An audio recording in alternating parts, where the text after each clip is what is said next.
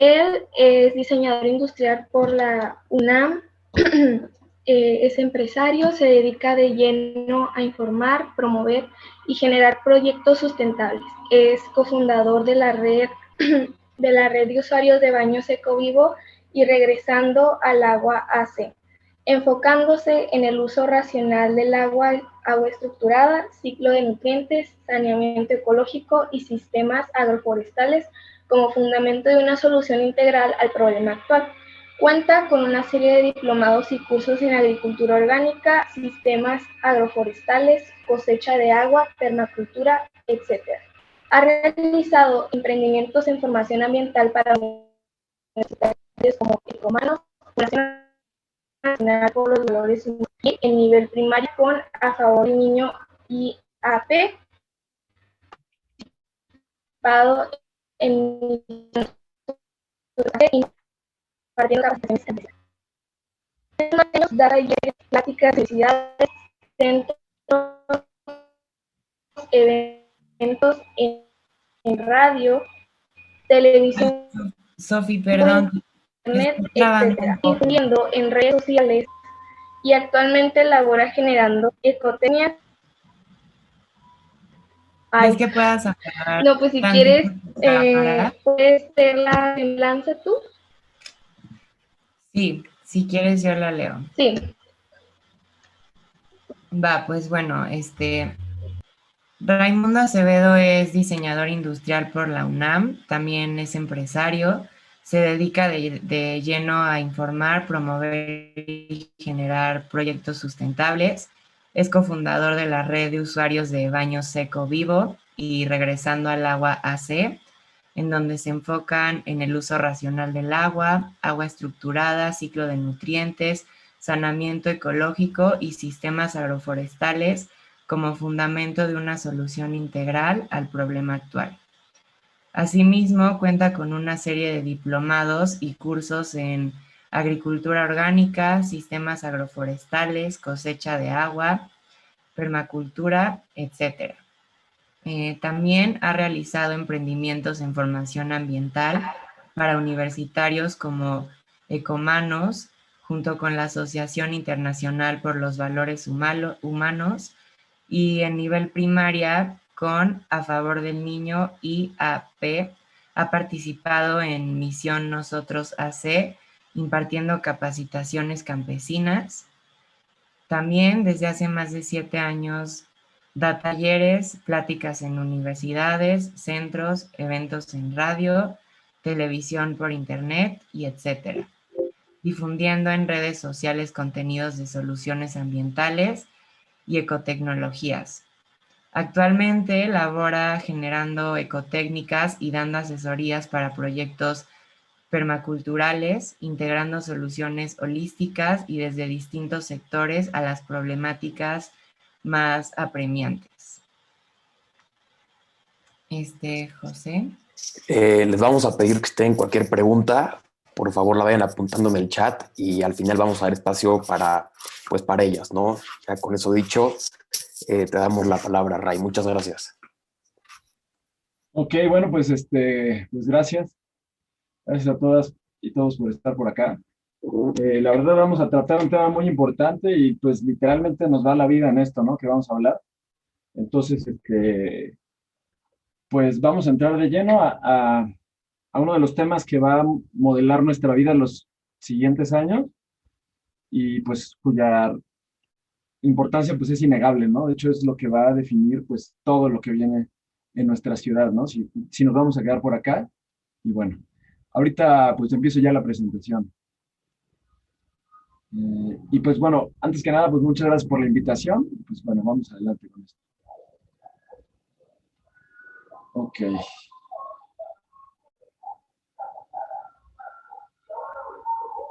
Bueno, pues nuestra plática se llama Problemas y soluciones del agua en la Ciudad de México. Ok, déjenme acomodar esto. Ok. Bueno, está esta frase que dice, el reloj que mide el tiempo que le queda a la Ciudad de México no es un reloj de arena, es un reloj de agua. Ok. Bueno, vamos a antecedentes, pues de estos tiempos, ¿no? Y vemos uno que es bastante llamativo. No sé, seguramente ya lo habían escuchado y si no, pues ahorita lo vamos a ver. Pues resulta ser que Ciudad del Cabo, en Sudáfrica, llegó lo que se denominó como el día cero, en el que por primera vez una gran ciudad del mundo podría quedarse sin agua, ¿no? Tuvieron una supercrisis del agua, las personas llegaron a consumir 50 litros y luego empezó a bajar todavía más el nivel de las presas y llegaron hasta 25 litros por día. Ajá. Otro antecedente bastante fuerte y reciente tiene que ver pues con una ciudad brasileña, ¿no? Eso siendo que ellos están en el área amazónica, ¿no? Bueno, toda esa región. Y pues bueno, una de esas ciudades que tiene características similares al Distrito Federal, a la Ciudad de México, pues es Sao Paulo. Entonces, Sao Paulo ahorita está en una de las peores crisis hídricas que recuerdan sus habitantes y ha habido pues protestas en la calle, ha habido como movimientos pues fuertes, ¿no? Relativos al agua. Y bueno, está por ahí también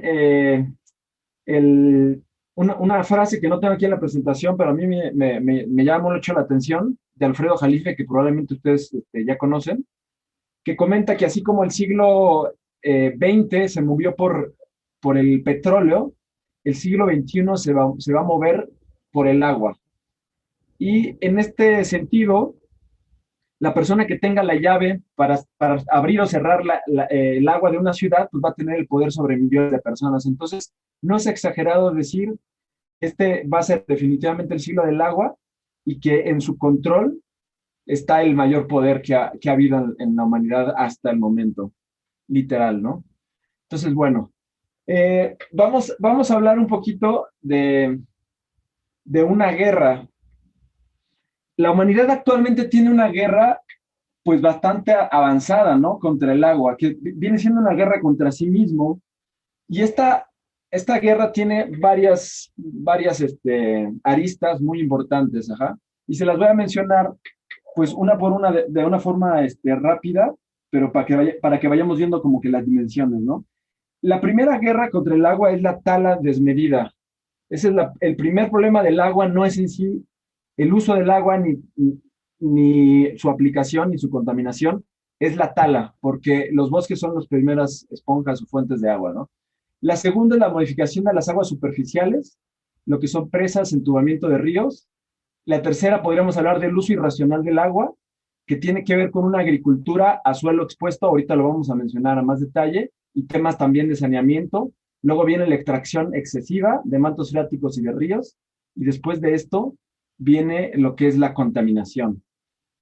Entonces, bueno, vamos a hablar de un poco de historia del agua y la ciudad, ¿no? Resulta ser que, pues hace 500 años había pues una cultura completamente distinta a la que tenemos actualmente, en la que había una cosmovisión pues bastante distinta, ¿no? Y esa cosmovisión se reflejaba directamente en el diseño de la ciudad y en el diseño hídrico, básicamente. Entonces aquí vemos a Tenochtitlán, ajá, bueno, Tenochtitlan, Tlatelolco, y vemos las distintas zonas, ¿no? Como Tlanepantla, Tepeyac, Azcapotzalco, Chapultepec, Mixcoac, ¿no? Iztapalapa, que era una península, ajá, y estaba aquí el Cerro de la Estrella, desde el que se veía pues todo el lago de Texcoco, ¿sí? Ahora, esto no nada más refleja en sí, pues como les decía, ¿no? La construcción física, sino que había una construcción pues bastante más importante que era la construcción cultural. ¿Cómo estaba grabado en la mente, en los corazones de las personas que vivían en esta ciudad, ¿no? Pues bueno, la cultura enseñaba que había unas ciertas deidades, ajá, entre ellos les voy a mostrar tres. La primera de ellos es Tlazotepetl, que es la diosa de la inmundicia o la madre de la tierra. Y cuando nosotros vemos a esta diosa, generalmente la pintan con la boca, en este caso no está así, pero con la boca manchada de negro, porque ella devora la inmundicia, devora los cadáveres, devora los desechos humanos, devora los restos de todas las plantas y los animales que mueren, ¿no? Y ella, que es la tierra, pues al devorar hace un proceso y aquí se ve un símbolo así como de una vagina y la acción que está ejecutando esta deidad es que está dando a luz a este niño que es rojo, ¿no? Entonces, bueno, en este es muy interesante porque en esta imagen está codificado algo que actualmente nosotros conocemos como el ciclo de nutrientes. O sea, que es un proceso de la naturaleza en el que toda la materia orgánica que es desechada se transforma en la tierra y da a luz, tiene una cuestión de fertilidad, ¿no? Otra deidad es Chalchihuitlicue, es la diosa de la falda de jade, las aguas que fluyen. Esta es la parte femenina de Tlaloc, que ahorita también vamos a ver a Tlaloc. Y si se fijan, bueno, yo les preguntaría, ¿no? ¿Qué acción está ejecutando esta diosa? ¿Qué ven que está haciendo? Y pues bueno, la respuesta es que está amamantando a un niño. Ajá. Entonces, aquí está la parte del ciclo del agua, que es el flujo sobre la superficie y que termina alimentando no solamente al ser humano, sino a todas las especies animales. Ajá. Y por último vemos la otra parte, la parte masculina del ciclo del agua, que es el dios Tlaloc, que es el dios azteca de la lluvia, y pues es el que no solamente trae la lluvia, ¿no? Es el que trae la vida, y en esta deidad se da el reconocimiento de la magnitud y la importancia que tiene este proceso para que la naturaleza funcione. O sea, aquí hay algo muy importante. Cuando una cultura le pone grado de deidad, está hablando de una jerarquía y está diciendo que estos dioses son más importantes que los humanos. Entonces está diciendo, básicamente, esta cultura, que el agua limpia, la tierra bien nutrida y en sí los ciclos del agua y de los nutrientes son los dioses o son los que sostienen este mundo y no pueden ser lastimados. Ajá. Entonces, ese es el antecedente que había en cuanto a una cultura que estaba antes de la nuestra. Pero después de eso hubo un proceso, pues que ya saben ustedes, de la conquista, y hubo una idea persistente y bastante fuerte que fue cómo sacamos de aquí el lago para volvernos ciudad, ¿no? Entonces vemos esta imagen en la que está el lago original, ajá, la parte norte con Zumpango, luego Chaltocan, luego Texcoco, abajo está Xochimilco y termina conectándose también con Chalco. Entonces es un sistema lacustre bastante complejo, ¿no? Que a veces cuando había como un poco de sequía, pues se separaron los lagos, pero luego formaban un solo cuerpo de agua, había partes dulces y partes saladas. Y en el tiempo vamos viendo cómo se empiezan a reducir esas porciones y se empieza a cortar definitivamente lo que era el lago original y se empiezan a reducir los cuerpos de agua.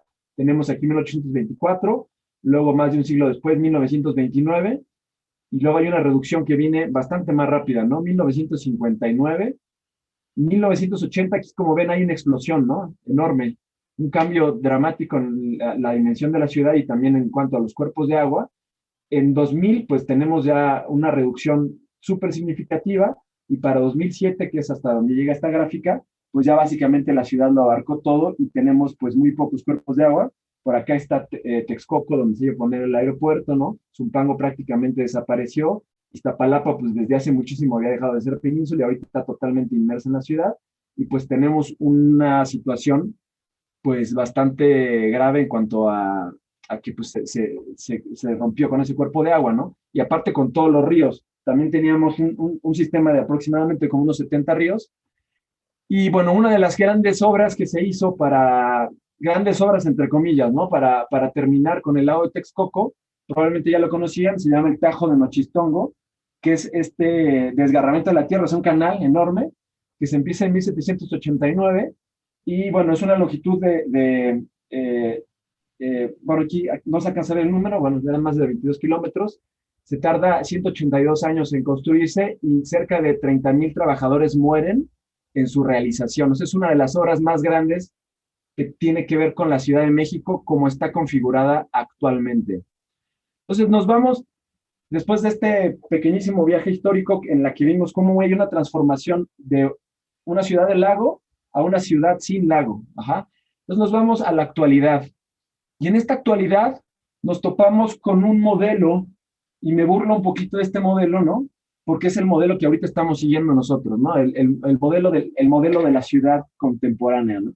Entonces resulta que hay en el inconsciente colectivo y en el consciente también, resulta que el ser humano, alrededor de todo el mundo, no solamente en México, y lo pongo aquí que en Estados Unidos porque es uno de los líderes culturales, pues hay este modelo de ciudad, ¿no? Este es como una de las demostraciones, ¿no? De lo que es capaz el ser humano, y nosotros de alguna forma tomamos un modelo similar a esto, pero llegamos a esta que es la Ciudad de México, ¿no? Aquí la vemos con el Palacio de Bellas Artes, la latinoamericana, y pues tenemos no una ciudad, ¿verdad?, tan glamorosa como Nueva York, pero estamos basados en este modelo. La ciudad es la mayor creación humana en dimensiones e inversión. Estamos hablando de, pues prácticamente, ¿no? Millones de millones o trillones de pesos. O sea, es la estructura más compleja que existe. Y en teoría, al menos es la máquina que satisface la mayoría de las necesidades humanas, facilitando la vida. Pero aquí ya lo pusimos gráficamente, ¿no? Está esta ciudad enorme y si vemos abajo hay un triángulo negro que la sostiene y toda la ciudad está basada en un solo punto, que es la parte de abajo de este triángulo, ¿no? Entonces vamos a preguntarnos qué hay en ese punto, ¿no? ¿Qué es lo que sostiene a nuestra ciudad? Y ya nos acercamos un poquito más, ¿no? Vemos ahí cómo se ve una de las calles, no una de las más glamorosas, sino una calle normal. Y vemos que pues no es tan bonita, ¿verdad? Nuestra ciudad, ya que vemos así en detalles, pues en muchas calles. Pues bueno, en este triángulo podríamos llamar que es el triángulo de la dependencia. Es un esquema más bien parasitario.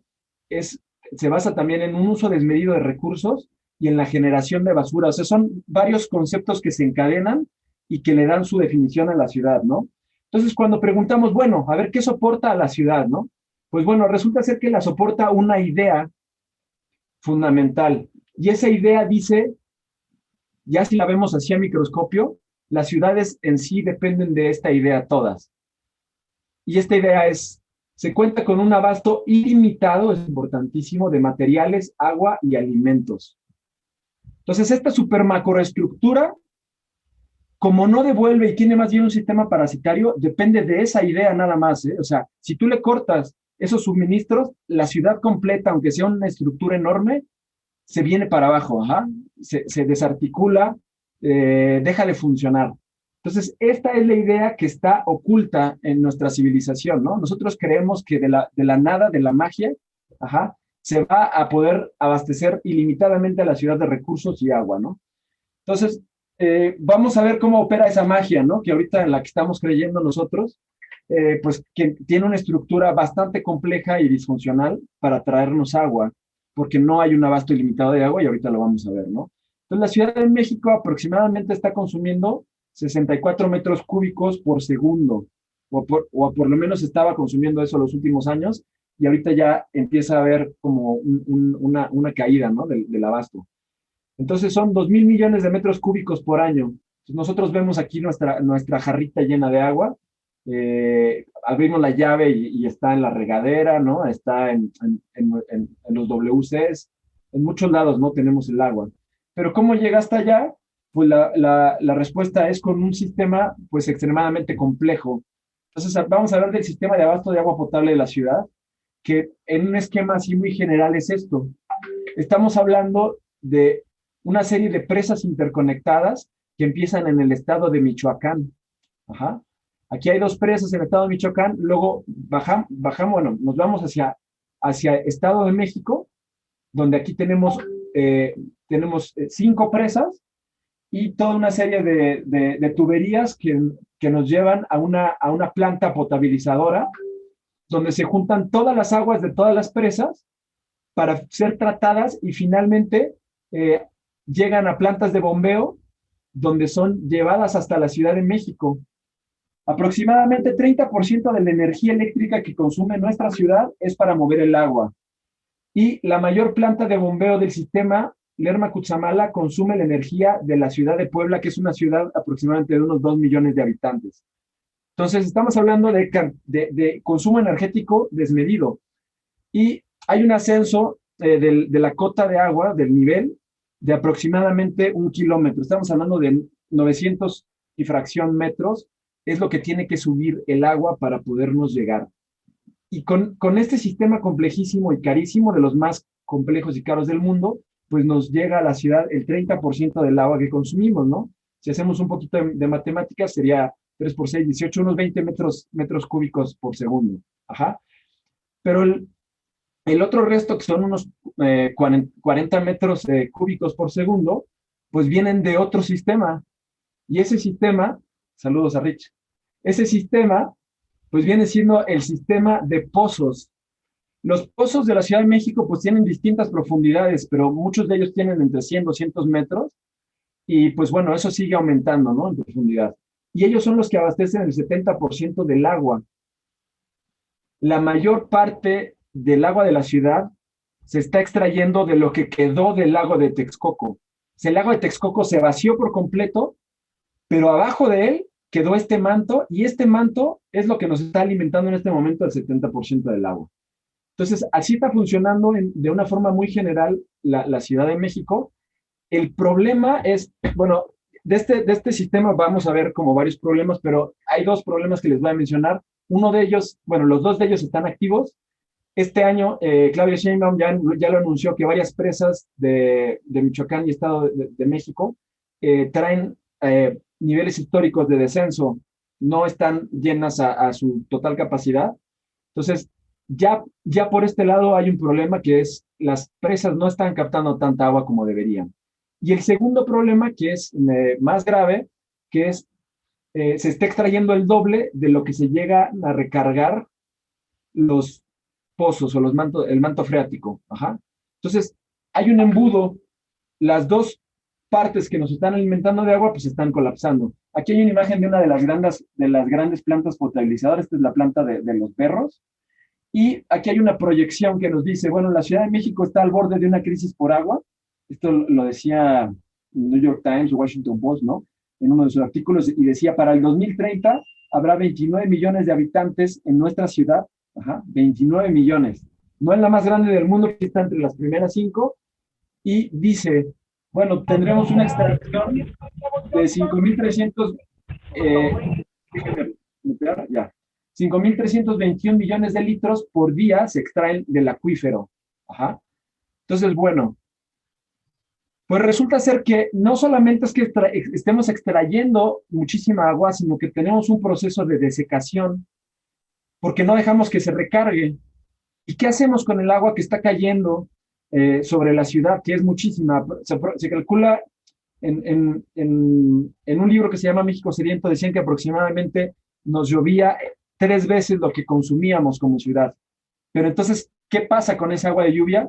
Pues se topa con la plancha de asfalto que no deja que se filtre, y bueno, es captada en gran parte por el sistema de drenaje y alcantarillado, que está conectada a estas grandes tuberías que están por la parte baja de la ciudad, y uno de ellos era el túnel emisor poniente, que tenía un declive para poder desaguar, pero cuando la ciudad se hundió, pues básicamente este tubo hizo esto, entonces el agua ya no podía salir porque ya no había pendiente, entonces se estancó totalmente. Entonces se puso uno de los sistemas más grandes y caros que existen en el mundo para sacar esa agua que se estaba estancando. Y se creó también lo que les estoy mostrando en pantalla, que es el túnel emisor oriente.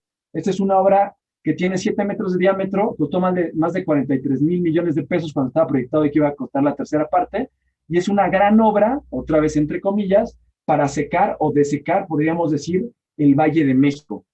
Entonces, no hay recarga suficiente para estos acuíferos. Ajá. Y esta agua se termina revolviendo con las aguas residuales que tienen aguas negras y desechos industriales, entonces se contamina completamente. Entonces, eso es lo que está pasando. Hay un diseño que saca el agua, extrae la poca agua potable que queda y no deja que se recargue estos mantos, ¿no? Entonces es, por un lado, extracción, y por otro lado, no permitir la recarga. Entonces es un sistema que simplemente no funciona, y eso nos lleva a este mapa que es de la crisis actual del agua en la Ciudad de México. Es un mapa de Isla Urbana y Oxfam, que nos presenta ya, pues unas partes completamente sin agua y otras partes que tienen por tandeo, y pues otras partes que sí, ahorita tienen agua, pues generalmente diario, pero pues hay problemas, ¿no? En algunas ocasiones. Pero sí, ya estamos en una ciudad que tiene pues una grave crisis por agua. Ajá. Y bueno, nos vamos ahorita a la otra parte del problema. Uh-huh. Si nosotros vemos a nivel global de qué se trata el agua, no nada más enfocándonos en la ciudad, sino vamos a ver, ¿no? Así, a nivel global, de cuál es el problema del agua. ¿Cuál es el mayor uso que se le da? Bueno, pues resulta ser que a nivel mundial el consumo de agua no es el máximo en la ciudad, para nada, ¿no? El primer consumo de agua es para la agricultura. El precio real de la comida que nosotros comemos es una gran cantidad de territorio y una gran cantidad de agua. La pregunta sería, ¿ustedes saben más o menos cuánto se usa para la agricultura en porcentaje? Bueno, pues aquí está la respuesta, ¿no? La agricultura es la actividad humana primera en consumo de agua con el más del 70% a nivel mundial.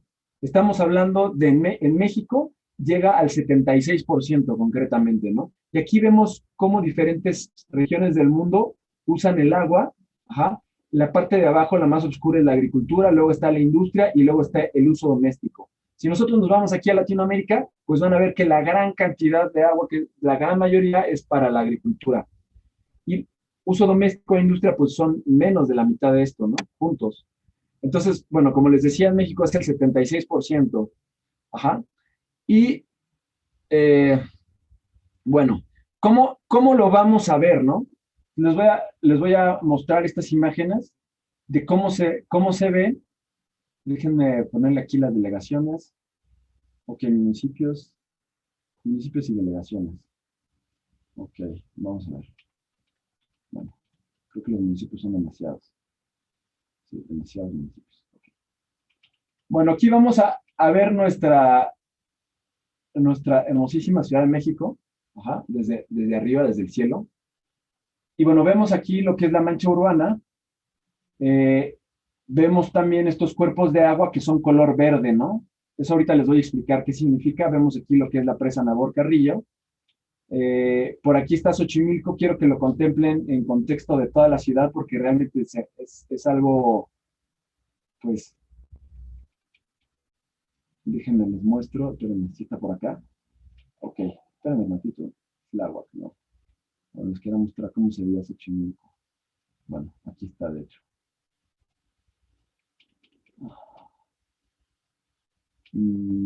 Ok, les iba a mostrar, bueno.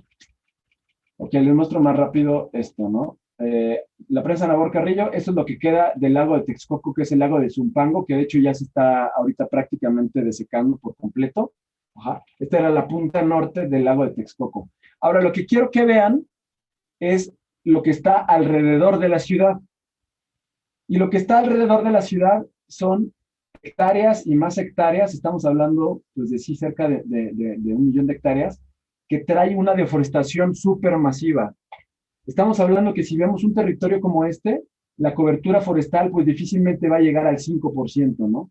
Y si seguimos recorriendo nosotros el mapa, que son territorios que están todos alrededor de la ciudad, vemos el mismo patrón, ¿no? Hay un proceso de desertificación, pues, tremendo, ¿no? Lo que es la agricultura, pues prácticamente ha barrido completamente con estas coberturas, no solamente forestales, sino vegetales, y está dejando los terrenos pues completamente descubiertos. Entonces, haciendo una toma general, externa de las zonas de la ciudad, de las zonas periféricas, vemos totalmente esto, ¿no? Y a lo que voy es a lo siguiente. Resulta ser que la agricultura como esta, si nosotros pues, nos ponemos a sembrar en estas zonas, resulta ser que se consume 70% más agua que una agricultura forestal. Ahorita les voy a explicar cómo es una agricultura forestal. Entonces, aquí es pues mucho donde se está perdiendo también muchísima agua, ¿no? Ya no hay vegetación que la sostenga. Y bueno, vamos a regresar un poquito a la presentación. Nada más les quería como mostrar un poco del contexto. Ajá. Y también les quería mostrar esta imagen que salió hace rato, que es la contraposición a las imágenes que les acabo de mostrar, donde vemos grandes extensiones de terreno completamente cafés. O sea, es una tierra ya sin cobertura vegetal, también sin nutrientes, pero por otro lado estamos viendo que nuestros cuerpos de agua están en color verde. ¿Esto qué significa? Pues bueno, que esa agua tiene exceso de nutrientes. Entonces, fíjense, es muy curioso, ¿no? Por un lado tenemos grandes extensiones de terreno desertificadas y por otro lado tenemos agua completa y absolutamente llena de nutrientes. Pero esto en lugar de beneficiarla, la está pudriendo. Entonces, los nutrientes que deben de estar en la tierra en este momento se están mandando al agua. Entonces, vamos a ver un par de problemas que está teniendo la Ciudad de México. ¿Ok? A ver. Bueno, vamos a un tema específico de lo que nosotros tratamos. Ya soy de usuarios de Baños EcoView, y es uno de los problemas que también puede ser una de las mayores soluciones que tiene Ciudad de México. Este esquema representa lo que un ciudadano tiene que hacer para poder orinar sobre el agua potable. Ajá. O sea, nosotros en nuestro WC, bueno, nosotros orinamos en agua potable en la Ciudad de México, y para hacerlo extraemos agua no renovable de los mantos freáticos y usamos dinero y energía. ¿Cuánta agua tenemos que mover por habitante para este proceso de orinar el agua? Bueno, pues nosotros movemos 15 toneladas por persona por año. Ajá. Y tomamos 30% del Lerma Cutzamala y 70% de los pozos. Movemos el agua por 900 metros de altura, sacamos el agua de los pozos de más de 100 metros de profundidad y llevamos esa agua a un sistema de una red que aparte tiene el 40% de fugas. O sea, ese es otro de los problemas de la ciudad, ¿no? Aparte que es carísima el agua, ya que la movemos adentro de la ciudad, pues resulta que tenemos un buen porcentaje de las tuberías están rotas, lo que hace que se pierda el 40% del agua en fugas. Entonces, bueno, a nuestro sanitario llegan entonces, en lugar de 15 toneladas de agua o 15,000 litros, llegan únicamente 9 toneladas. Ajá. Y bueno, sobre estas 9 toneladas, nosotros estamos aproximadamente tomando 30 litros al día sobre los que estamos orinando en nuestro WC. Entonces, con esto, nosotros estamos sacando de la ecuación a 15,000 litros de agua por habitante. O sea, estamos extrayendo agua que en el 70% no va a ser renovable. Estamos contaminando 9,000 litros de agua y estamos restando tiempo de vida de la ciudad. Más adelante en la plática les voy a mostrar la contraparte para que ustedes vean cuál es el esquema propuesto, en este caso, para solucionar este caso específico, ¿no? Pero bueno, ahorita voy a otra dimensión del problema que también por ahí alguien había solicitado que se tocara, que es cómo se trata el agua como producto. Entonces, resulta ser que el esquema de la ciudad completo no funciona para traernos agua y para mantenerla. Y pues eso se había visto claramente en la industria y se vio como un gran potencial de negocio.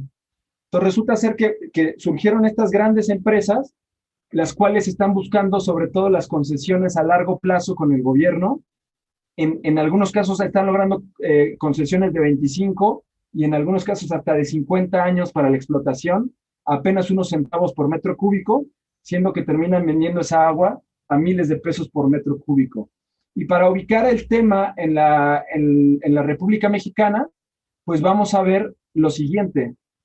Resulta ser que la venta estimada por habitante es 200 botellas por año. Entonces, eso equivale a 70 millones de botellas de PET-G por día. Entonces, vean el volumen. Estamos hablando de que somos aproximadamente 127 millones de mexicanos y más de la mitad, o sea, 70 millones, consumen 1 o 2 botellas por día. Entonces, esto es lo que estamos generando nosotros. Es una industria enorme. Y cuando vemos el problema del agua, estuve en una plática con Aguirre, que era el ex jefe, ¿no?, del servicio de SACMEX, y Aguirre decía en esta plática, decía, el gobierno no tiene dinero suficiente para reparar la red de abasto de agua potable, este 40% de fugas que les comentaba, ¿no? Pero lo paradójico es que con los ingresos de la industria del agua potable se podría cubrir sin problema esta obra en unos cuantos años, ¿no? Entonces, pues resulta muy paradójico, ¿no? Que estamos pagando mucho más por tener agua embotellada que lo que tendríamos que pagar por reparar nuestro sistema para que pudiéramos tomar agua potable de la llave. Entonces, ese es un tema, pues, súper grave. Y me gustaría cerrar esta parte de la problemática con uno de los enfoques más peligrosos que he visto y que tiene la humanidad y que es predominante, ¿no? Y vamos a verlo en estas dos frases. es muy común que nosotros veamos esta primera frase que viene aquí arriba en los medios, ¿no?, de comunicación. Y nos van a decir una y otra vez lo siguiente, van a decir, la Ciudad de México se está quedando sin agua. Ajá, es lo que comúnmente se dice. Y la frase es completamente incorrecta porque no está teniendo un sujeto y no está dando ninguna responsabilidad a quien la merece, ¿no? Entonces, la frase que tiene contacto con la realidad sería la de abajo, ¿no? La que dice, los habitantes de la Ciudad de México están decidiendo quedarse sin agua. Este tema de tener agua o no tener agua no es algo que ejecuta la ciudad sola, es algo que nosotros estamos haciendo. Y ahorita les voy a enseñar cómo se puede tomar un camino distinto. Entonces vamos directo a las soluciones. Ajá.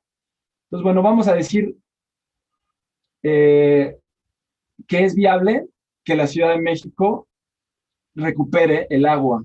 Y de hecho podríamos ser un ejemplo a nivel mundial. ¿Cómo podríamos lograr eso? Bueno, lo primero que tendríamos que lograr es de que cambie lo que le llamamos el metabolismo urbano. Entonces, tenemos más de en este momento hay 20.8 millones de habitantes, y esos 20.8 millones de habitantes no solamente podrían generar no solamente basura y aguas negras, sino que podrían generar uno de los materiales con más valor que existe, que es la orina, que es uno de los mejores fertilizantes del mundo. Si nosotros captáramos la orina de la Ciudad de México, tendríamos el poder fertilizante suficiente para más de 600,000 hectáreas. Entonces, ¿qué pasaría si nosotros, en lugar de estar contaminando agua, recuperáramos orina y con eso empezáramos a levantar literalmente bosques en la periferia de la ciudad? Pues entonces tendríamos una salida de nutrientes que se estuviera capitalizando en estos terrenos y empezaríamos a tener líneas de abasto mucho más cortas. Aquí las líneas blancas es lo que trae los alimentos que viene desde Chihuahua, viene desde Tabasco, de Veracruz, ¿no? La Ciudad de México consume alimentos de muchas zonas, pero si nosotros empezamos a crear sistemas forestales alrededor de la ciudad, van a haber varios resultados. Entre ellos vamos a tener una captación de agua y una recarga de los mantos freáticos, lo cual actualmente no existe, y vamos a poder echar a andar la producción de alimentos. ¿Cómo vamos a fertilizar esto? Pues bueno, como les decía ahorita, ¿no? Con procesos de captación de orina. ¿Qué otra cosa se podría utilizar, ¿no?, a escala? Bueno, y quiero enseñarles unas imágenes de cómo se ve. Les estoy mostrando en este momento lo que son los sistemas agroforestales. Esta es una imagen de Brasil. Es un método de agricultura que se llama la agricultura sintrópica, que mezcla la siembra de árboles con, en este caso, hortalizas. También pueden ser sistemas de pasto, también pueden ser, aparte de los pastos, pueden ser milpa también. Ajá. Entonces, esto tiene propiedades increíbles para formar suelo y retener agua. Esto es lo que podría estar exactamente en las afueras de la ciudad, y estoy hablando de Milpa Alta, de Tláhuac, de la delegación Tlalpan, que es 80% rural y actualmente no está produciendo prácticamente nada de alimentos. Entonces, todo esto podría existir. Ajá. ¿Y qué otra cosa podría ser la gran diferencia en la Ciudad de México? Bueno, pues la otra sería aprovechar la fuente primaria, que es la lluvia. Aquí hay un personaje que se llama Brad Lancaster. Él aprendió de uno de los grandes maestros africanos, que simplemente era un campesino, no era un gran personaje, me refiero como en título, era un campesino africano que empezó a traer por su técnica de captar agua de lluvia a personajes de todo el mundo, y entre ellos atrajo a Brad Lancaster, que ha seguido este método que este campesino desarrolló, y él empezó a hacer sistemas de captación de lluvia a nivel urbano. ¿Cómo lo hizo? Bueno, pues rompiendo banquetas, redireccionando, haciendo movimientos de tierra. Básicamente lo que está haciendo él es tomar los flujos naturales de la lluvia y llevarlos a las zonas que tienen posibilidad de un crecimiento vegetal, ¿no? Entonces resulta ser que antes de que aplicara él este método, podemos ver la foto de arriba de cómo se veía, ¿no? Tucson tiene 250 milímetros de lluvia por año. México estaba aproximadamente arriba de los 1000. Ahorita tenemos sequía y bajó a 500. Ajá. Sigue siendo lo doble que Tucson. Y estamos hablando de reverdecimiento de áreas, de grandes áreas. Entonces, esto debería aplicarse en toda la periferia de la ciudad y también dentro de la ciudad. Y entonces estaríamos hablando de que el agua, en lugar de ser sacada y de ser un problema se empezaría a volver una de las más grandes soluciones. Y aquí vemos una imagen de cómo se está encharcando y cómo resulta ser que los días de lluvia son los más importantes para la ciudad de Tucson, que ya puso estas políticas de captación de agua de lluvia como parte de sus políticas de la ciudad, ¿no? Ya las máquinas que hacen obras en la ciudad están rompiendo las de acuerdo a los esquemas que planteó Brad Lancaster, porque se ve que hay una mejora impresionante, ¿no? Entonces, este es un sistema, no se alcanza muy bien a ver la imagen, pero este es un sistema que rechaza el agua de lluvia, muy rápido la saca y se la lleva, y este es un sistema de captación en el que toda la lluvia se redirecciona y se lleva a lugares donde hay grandes cantidades de vegetación. Entonces, estos son los esquemas que tendríamos que empezar a manejar para que hubiera captación de agua en el suelo, ¿ok? Entonces, bueno, les muestro aquí unas imágenes de esta agricultura sintrópica, y estos son imágenes de un sistema agroforestal que montamos en Villa del Carbón. O sea, esto ya lo estamos haciendo, no nada más es pura palabrita, sino que sí estamos haciéndolo, y próximamente vamos a montar uno en Milpa Alta, a lo cual pues vamos a invitar también a Cami Ibero ahí que se sume, y pues bueno, esto ya lo estamos ejecutando, ¿no? Y pues lo que estamos invitando es a que las personas, en lugar de estar moviendo 19,000 litros de agua potable, que se está acabando, únicamente capten los 500 litros de orina, o 500 kilogramos, que es lo mismo, de orina que se produce por persona por año, y que dejen de extraer el agua, ahorrando el 20%. Fíjense qué número tan importante, ¿eh? El 20% del consumo doméstico se puede ahorrar si no se orina sobre agua potable. Esta es una cantidad que ningún otro sistema puede ahorrar, ¿no? Incluso los sistemas de captación de agua de lluvia que tienen, pues, muchos litros, llegan a porcentajes parecidos a esto, pero una captación de orina puede tener un impacto enorme, ¿no?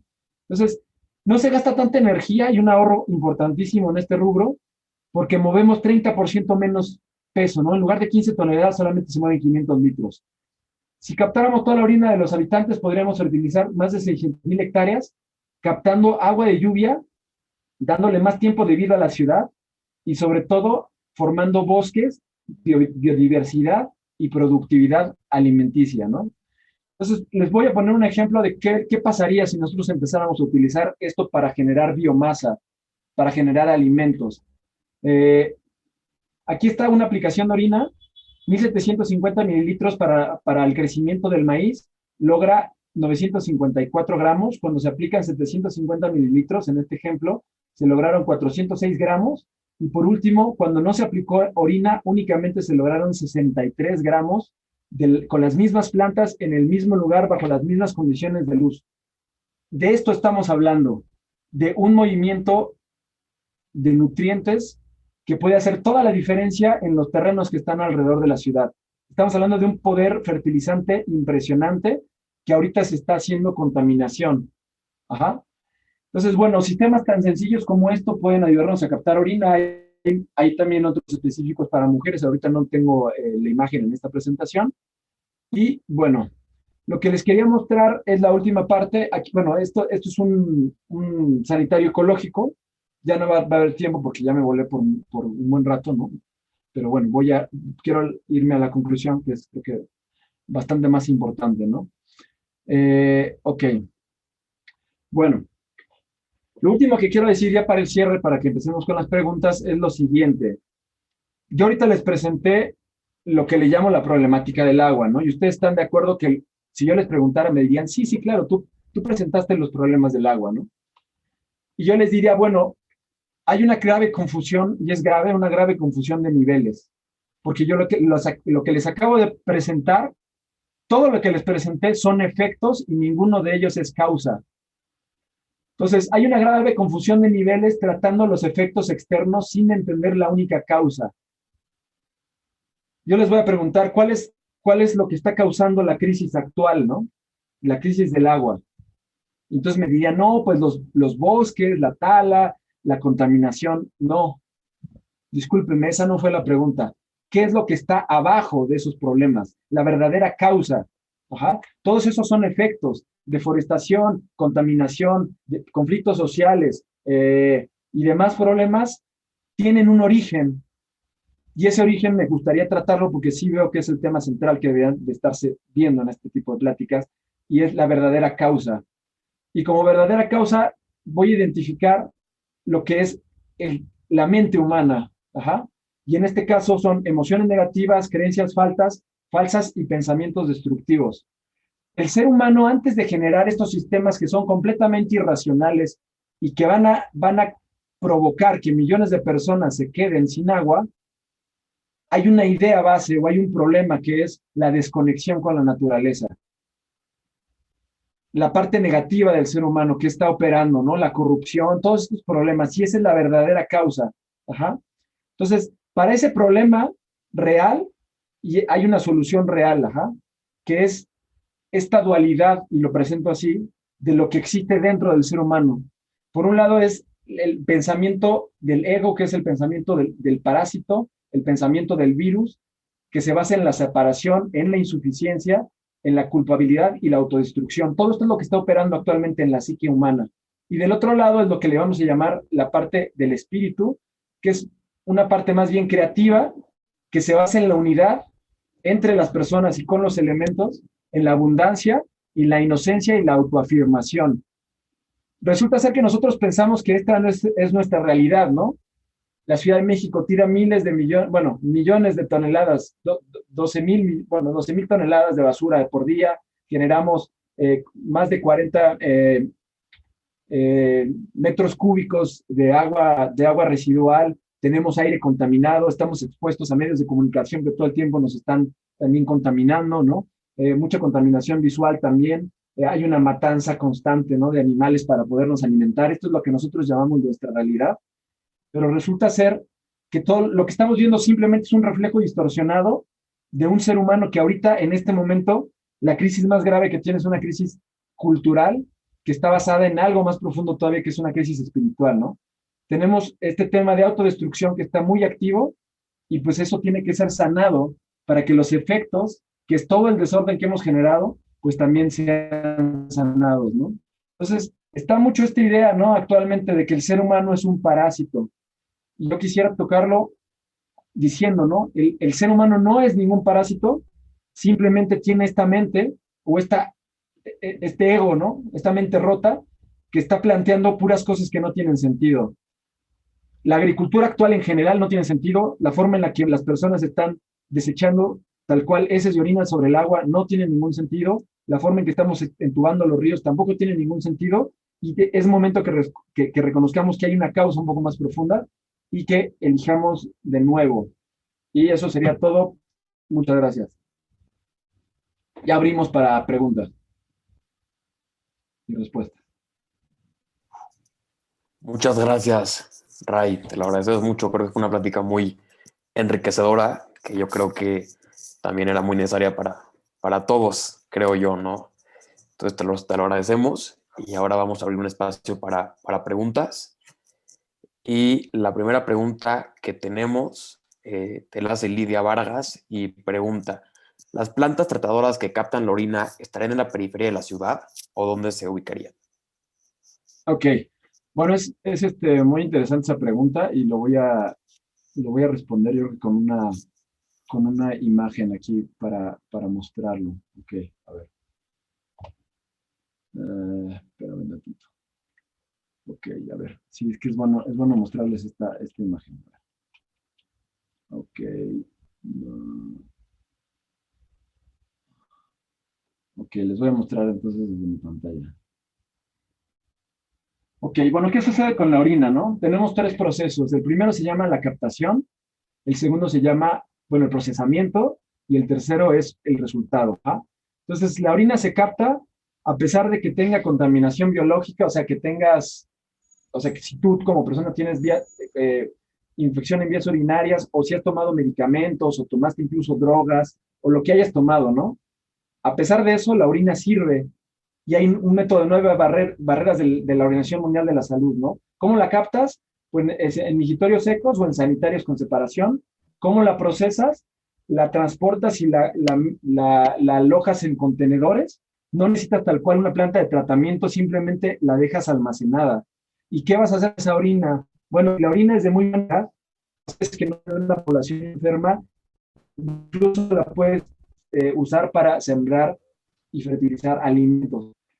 lo cual pues a muchas personas les puede reaccionar, ya lo cual recomendamos que se siembren cosas, ya cuando crezcan, se corten, se hagan compost cultivos para fertilizar indirectamente las hortalizas.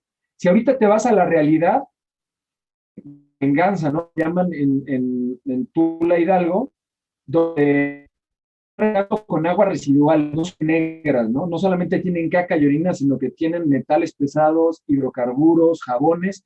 Con esa agua que está completamente contaminada, están regando y están abasteciendo de alimentos a la Ciudad de México, lo cual es un problema de retroalimentación negativa que está generando pues, literalmente miles o millones de casos de cáncer. Por eso se ha detonado tanto, ¿no?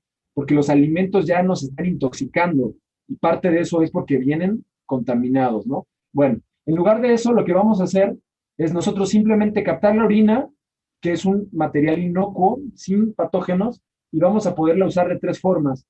La podemos usar como aplicación en el campo como fertilizante, la podemos usar para acelerar compostas, y la última, y uno de los más interesantes usos, es que la podemos usar para la siembra de alga espirulina, más bien alga clorela, o la cianobacteria que se llama espirulina, que es uno de los superalimentos para la humanidad. Entonces, respondiendo, ya me extendí un poquito, pero era, no necesitamos plantas de tratamiento, simplemente seguir el proceso, ¿no?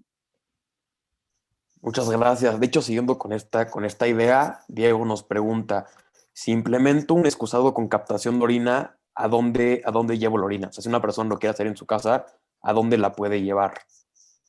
Bueno, ahorita tenemos un proyecto en Milpalta, donde vamos a empezar a levantar un bosque y vamos a sembrar muchísimos pastos. Pues para que estos pastos crezcan el doble de tamaño, vamos a empezar a sembrar con orina como fertilizante. Entonces, ahora sí que les diría que va a haber un contacto con cambio y vamos a irnos a aproximadamente ahorita está fecha tentativa, entre el 23 y 27 de mayo, vamos a hacer este evento donde vamos a levantar ese bosque en 1 hectárea en Palta. O sea, ahorita tenemos que empezar en pequeña escala. Esto a nivel urbano no hay la conciencia. O sea, la Ciudad de México podría ser la primera generadora de bosques de la República Mexicana con todo el poder que tiene por la materia orgánica de los desechos de los habitantes. Pero ahorita no existe como tanto esta conciencia. Entonces ahorita pues vamos a empezar, literalmente el grupo que conozco, que somos parte de Cambio Ibero, en el grupo que yo estoy, y un productor de Milpa Alta, a generar este proyecto. Entonces, vamos a captar esa orina, les diremos después exactamente dónde, pero sí la vamos a emplear.